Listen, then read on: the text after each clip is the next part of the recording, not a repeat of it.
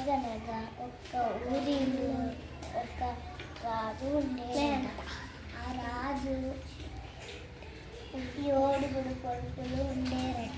ఆ 7 కొడుకులు వేటకు వెళ్ళారట.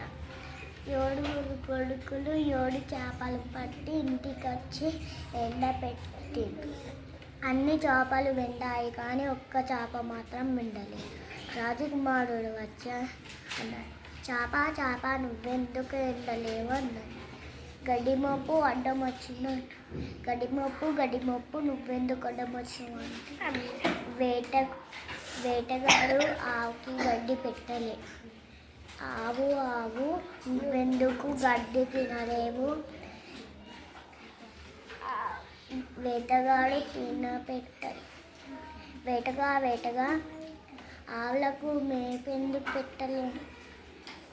అవ్వ బువ్వ పెట్టలే. అవ్వ వేటగానికి బువ్వెందుకు పెట్టలే? పిల్లగాడు వేడుస్తుండు. పిల్లగా నువ్వెందుకు వేడుస్తున్నావు?